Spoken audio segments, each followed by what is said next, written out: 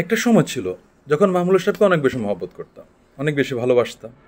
কিন্তু উনি এখন যা শুরু করছে, ওনাকে আর মহব্বত করা যায় না, ওনাকে ভালোবাসা যায় না। ওনার মতো একজন মানুষ এভাবে কাজগুলো করতে পারে, আসলে মানা যায় না। তো সুতরাং ওনাকে বয়কট করুন, মাহমুদুল সাহেবকে বয়কট করুন। আচ্ছা, মাহমুদুল সাহেব কী করেছে? কেন আপনি জানেন না মাহমুদুল সাহেব কী করেছে? মাহমুদুল সাহেব পিয়ারের বিরোধিতা করছে, আপনি জানেন না?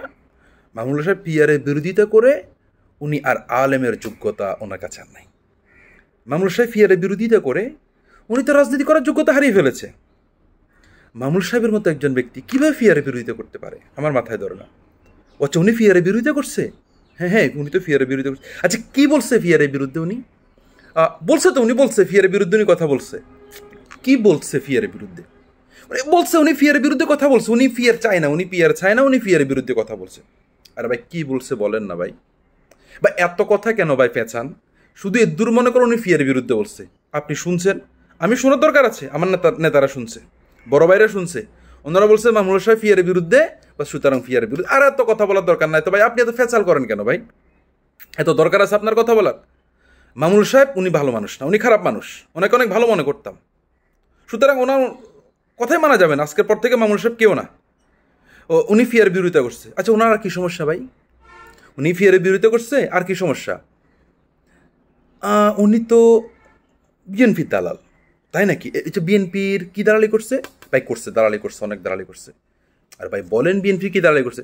এত ফেসাল করেন কেন? উনি বিএনপির দালালি করছে, ওনার কোনো বক্তব্য পাইছেন যেখানে বিএনপির দালালি করছে? আরে ভাই, আপনি আছেন আবার বক্তব্য পাইছেন? ভাই বড়রা বলছো তো, নেতারা বলছো তো উনি বিএনপির দালাল, উনি বিএনপির দালাল, বাদ শেষ। আপনার এত কথা কোথায় থেকে বলেন আপনি? মামুনুল সাহেব বিএনপির দালাল, বাদ শেষ, কোথায় দূর। আপনি ওনার বক্তব্য শুনছেন? ভাই এটা কী কথা? আপনি ফিয়ারের ব্যাপারে ওনার বক্তব্য শুনলেন না, আপনি উনি বিএনপির দালাল বলতেছেন, সেটা কোনো বক্তব্য নাই। শুধু বড়রা বলছে, আমার নেতা বলছে উনি বিএনপির দালাল, উনি ফিয়ারের বিরোধিতা করছে, বাস এতেই। ভাই এত কথা ভাই শোনার দরকার না। মামুনুল সাহেব ফিয়ার বিরোধী, উনি বিএনপির দালাল, আর কি? ওনাকে আর কেন পছন্দ করেন না? উনি ঐক্য বিনষ্টকারী, মামুনুলকে ঐক্য বিনষ্টকারী। আপনি এটা নতুন শুনতেছেন, মামুনুলকে সাহেব ঐক্য বিনষ্টকারী। উনি দেখেন নাই কোনো প্রোগ্রাম আসে না, উনি বিএনপির প্রোগ্রামে যায়। উনি প্রোগ্রাম থাকলে ওই দিন উনি যে নেত্রকোনা কোন কোন জায়গায়, তিনি উত্তরবঙ্গে 3-4টা একদিন প্রোগ্রাম দিয়ে দেয়, আমাদের প্রোগ্রামে আসে না, অন্যান্য ইসলামী দলের প্রোগ্রামে আসে না। তো উনি ঐক্য বিনষ্টকারী নয়? ও আচ্ছা, তাহলে মামুনুল সাহেব ঐক্য বিনষ্টকারী। আচ্ছা, কোন কোন দলে যেন ঐক্য হয়েছে ভাই? ঐক্য হয়েছে, অনেকগুলো দল ঐক্য হয়েছে, ইসলামিক দল সবগুলো এক হয়েছে। আচ্ছা, কোন কোন দল এক হয়েছে ভাই? আপনি তো দেখি শুধু পেছান। কোন কোন দল ঐক্য হয়েছে? ঐক্য হয়েছে ভাই, অনেকগুলো দল ঐক্য হয়ে গেছে, ইসলামিক দল সবগুলো ঐক্য হয়ে গেছে। মামুনুল সাহেব ঐক্যের বিরুদ্ধে কথা বলতেছে। ভাই আমারা দেখান না 2টা দল ঐক্য হয়েছে, কোন কোন দল ঐক্য হয়েছে? ভাই আপনি দেখা যার আরেক ধরনের মানুষ। বললাম যে ঐক্য হয়ে গেছে, সব দল ঐক্য হয়ে গেছে, শুধু মামুনুল সাহেব ঐক্যের মধ্যে আসতেছে না। সুতরাং মামুনুল সাহেবের বিরুদ্ধে কথা বলতে হবে। উনি বিএনপির দালাল, উনি ঐক্য বিনষ্টকারী, উনি ফিয়ার বিরোধী, উনি রাষ্ট্রদ্রোহী, উনি আলেম নামের কলঙ্ক, উনি এটা সেটা সেটা ইত্যাদি ইত্যাদি ইত্যাদি ইত্যাদি। সুতরাং মামুনুল সাহেবের কোনো কথা শোনা যাবে না, শুধুমাত্র মামুনুল সাহেবের বিরুদ্ধে কথা বলতে হবে।